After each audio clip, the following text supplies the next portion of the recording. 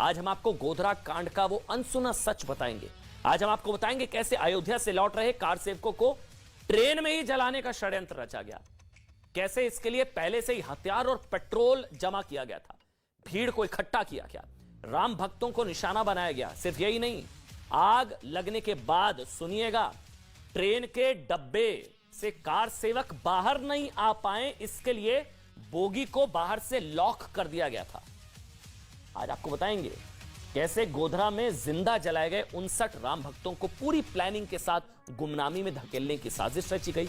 गुजरात दंगों के नाम पर लाशों की राजनीति हुई, मानवाधिकारों की दुकानें खोली गई, फंड लेकर अंतर्राष्ट्रीय स्तर पर भारत को बदनाम करने की साजिश रची गई। लेकिन जिंदा जलाए गए 59 कार सेवकों राम भक्तों के न्याय के लिए कोई आंदोलन नहीं हुआ, कोई खबर भी नहीं दिखाता है। भैया वाली सेकुलर गैंग ने इस पर ऐसी चुप्पी बनाए रखी जैसे गोधरा में 27 फरवरी 2002 को कुछ हुआ ही नहीं। आज तो कुछ हुआ ही नहीं था, याद रखिएगा तारीख। यही वजह कि आज भी बीबीसी ना गुजरात दंगों पर दुष्प्रचार डॉक्यूमेंट्री तो बहुत बनाता है, लेकिन गोधरा दंगों का जिक्र करके उसे खारिज करने की साजिश रचता है। 27 फरवरी है आज।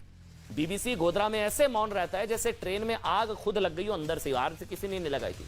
आज बीबीसी ने गोधरा दंगों का जो सच छुपाया वो हम अब पूरी दुनिया को बताने जा रहे हैं, और हिंदुओं के खिलाफ सोचे समझे तरीके से चलाए जा रहे दुष्प्रचार का पर्दाफाश अब हम करने जा रहे हैं। गोधरा कांड की जांच से जो सच्चाई सामने आई है वो सुनिएगा, आपकी रूह कांप उठेगी। वो बताती है कैसे गोधरा नरसंहार पूरी प्लानिंग के साथ अंजाम दिया गया। इस घटना की जांच के लिए जस्टिस नानावटी कमेटी का गठन किया गया था। गोधरा कांड के बारे में इस जांच कमेटी की रिपोर्ट में बताया गया 27 फरवरी 2002 के दिन, यानी कि आज सुनिए, 27 फरवरी 2002 के दिन यानी कि 21 साल पहले आज ही के दिन गोधरा स्टेशन पर साबरमती एक्सप्रेस सुबह 7:43 पर 7:43 AM पर प्लेटफॉर्म पर लगभग 5 घंटे देरी से आई।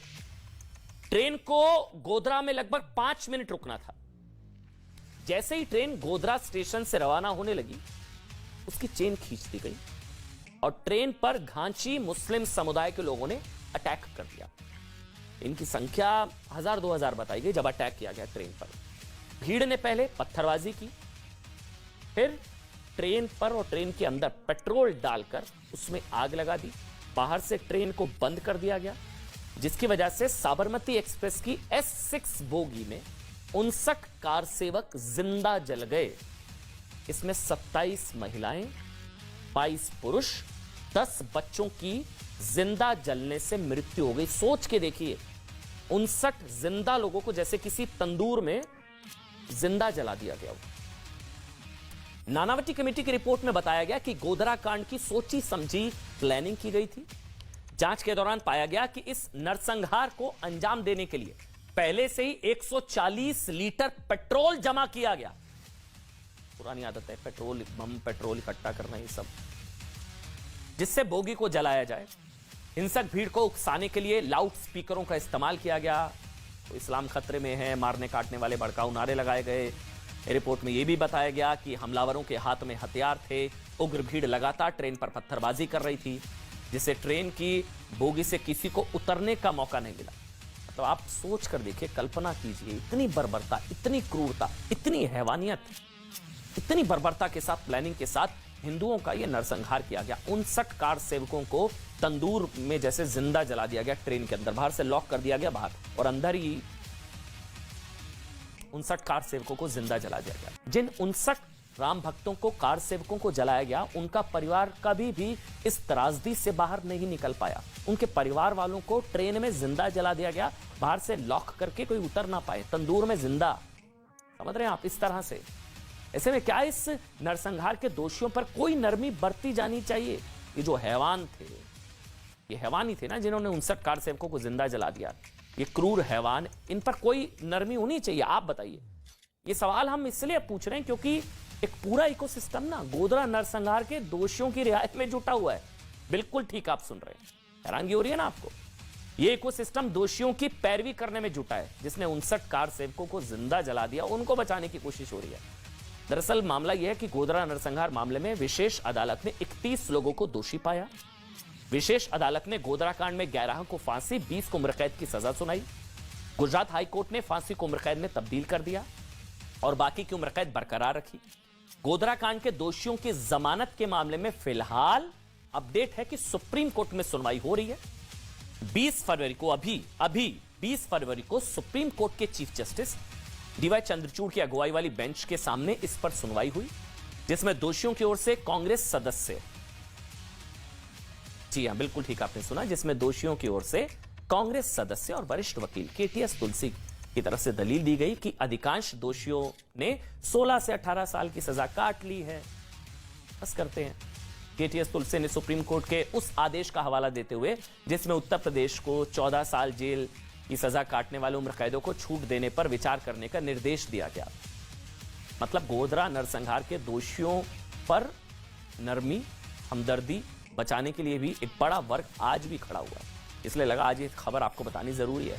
इस पर गुजरात सरकार ने कहा है कि भाई 2002 के गोधरा ट्रेन अग्निकांड मामले में दोषी राज्य की नीति के तहत समय से पूर्व रिहाई के पात्र नहीं हैं, बिल्कुल नहीं है। गुजरात सरकार की ओर से पेश सॉलिसिटर जनरल तुषार मेहता ने कहा है यह दुर्लभम मतलब रेयरेस्ट ऑफ रेयर केस है, जहां 59 लोगों को जिंदा जला दिया गया, जिनमें महिलाएं और बच्चे भी शामिल थे। रेल की बोगी को बाहर से बंद कर दिया गया, उसमें आग लगा दी गई। तुषार मेहता ने कहा है कि यह मामला सिर्फ ट्रेन की बोगियों पर पथराव भर का नहीं है, बल्कि दोषियों ने साबरमती एक्सप्रेस की एक बोगी को लॉक कर दिया क्या और बाद में ट्रेन बोगी को आग के हवाले कर दिया गया था प्लान तरीके से। सॉलिसिटर जनरल तुषार मेहता ने कहा कि गोधरा में ट्रेन जलाने के आरोपियों के लिए वो सजा पर बहस के दौरान फांसी की सजा की मांग करेंगे। फांसी की सजा रेयरेस्ट ऑफ रेयर है, कुछ लोग इनको बचा रहे हैं। चीफ जस्टिस डीवाई चंद्रचूड़ की अगुवाई वाली बेंच ने मामले में आरोपियों की जमानत अर्जी पर सुनवाई 3 हफ्ते के लिए टाल दी है। अब सवाल तो बीबीसी पर हुआ है ना भाई, इस पर बनाओ ना डॉक्यूमेंट्री। आखिर बीबीसी ने पूरी दुनिया को 59 राम भक्तों को जिंदा जलाने का पूरा सच क्यों नहीं बताया, क्यों नहीं दिखाया भाई? गोधरा नरसंहार में मारे गए परिवार वालों का इंटरव्यू क्यों नहीं किया भाई? इसकी वजह साफ है कि हिंदुओं का दर्द सेकुलर नैरेटिव के लिहाज से फिट नहीं बैठता। भारत में हिंदुओं के साथ भी ज्यादती हो सकती है, बर्बरता की जा सकती है, हिंदू विक्टिम हो सकता है, ये बात दरअसल उनके गले में नहीं उतरती और सेकुलर नैरेटिव को सूट नहीं करता। इसलिए गुजरात दंगों पर एक्टिव दुष्प्रचार गैंग मजहब के नाम पर न सिर्फ दंगों की मार्केटिंग करता है, बल्कि गुजरात दंगों का आधा अधूरा सच बताकर भारत को बदनाम करने की कोशिश भी की जाती है। इसके बदले ऐसे गैंग्स को बड़ी बड़ी फंडिंग मिलती है। इसलिए हम आपसे बार बार यही कह रहे हैं कि गोधरा नरसंहार को भूलने की गलती मत कीजिएगा। 59 कार सेवकों को 59 को जिंदा जलाया याद आया, क्योंकि गोधरा नरसंहार जैसी त्रासदी हमें बार बार यही बताती है कि भारत में हिंदुओं के साथ भी बर्बरता हो रही है। मैं पप्पू हूँ, हमने टोटी चोरी कर ली, हम गधे हैं।